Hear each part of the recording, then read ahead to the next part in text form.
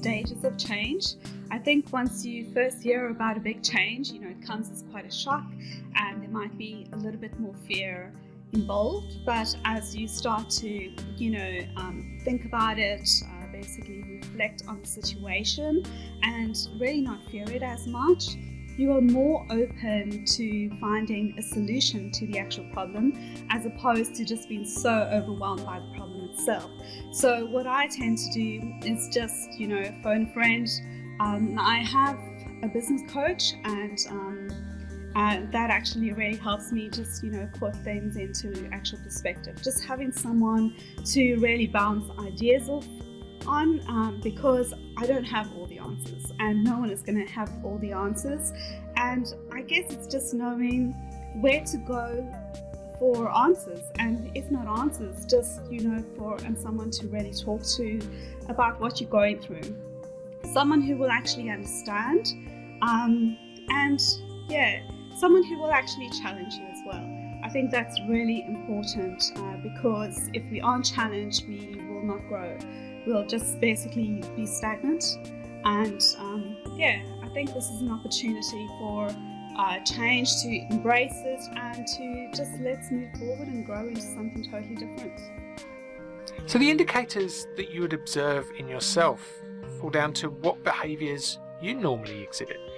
Are you feeling more stressed than normal? Do you feel like you've got control of the situations around you? If something happens that you normally just breeze through and you're finding actually it's really troubling you, or you're really stuck in that, you're feeling maybe a little introverted, pulled back, resistant to entering into conversations with people. If you're noticing changes in your own behaviour, or you're feeling unhappy or feeling sad or feeling bored, and boredom is often missed as one of the big factors that really contributes to stress. So I think noticing changes in behaviours in yourself and the way you react to given situations are really clear indicators as to whether you maybe need to reach out for some support or some help. In order to see how you're doing, there are a couple of things to notice. One is what are you thinking about? What's preoccupying your thoughts?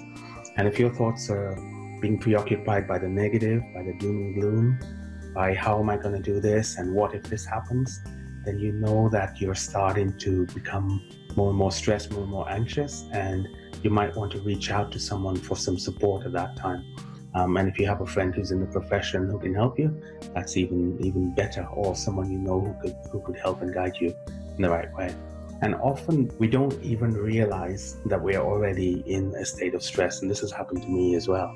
And what I noticed was that my behavior had started to change, and that I needed to spend some time addressing what it was that was causing my behavior to change, so that once I got to the base of it, then I was able to address that and change that and revert to a more neutral and positive frame of mind. The amygdala pathway is interesting because it's not verbal. It's very subconscious. It happens very quickly, and often you're in a state before you even know. It's kind of like becoming anxious without knowing why you are. If you walk into a place, or becoming fearful of something, you feel the fear before you even realize you felt it. So the real thing to understand here is that the base response is always fear. There'll be a fear of something that's causing it. So in order to understand why your behavior has changed, you need to find out what you're fearing. And that fear could be a fear of uncertainty. It could be a fear of running out of money, of bankruptcy, of all sorts of things in this environment, which could be causing that fear. Addressing that fear is the key to returning back to a positive or a neutral frame of mind where you can make decisions rationally. You need to make sure that you're eating healthy.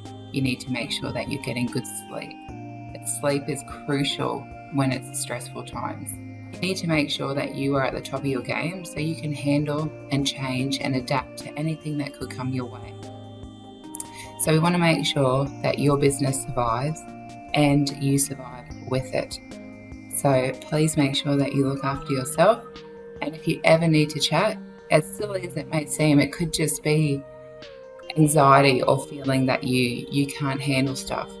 Do not feel alone, and make sure you reach out to someone. Doesn't matter who it is, could be a partner, could be a friend, could be someone like us who are just totally random, neutral people. And sometimes that helps even more because then we don't know your whole personal situation as well.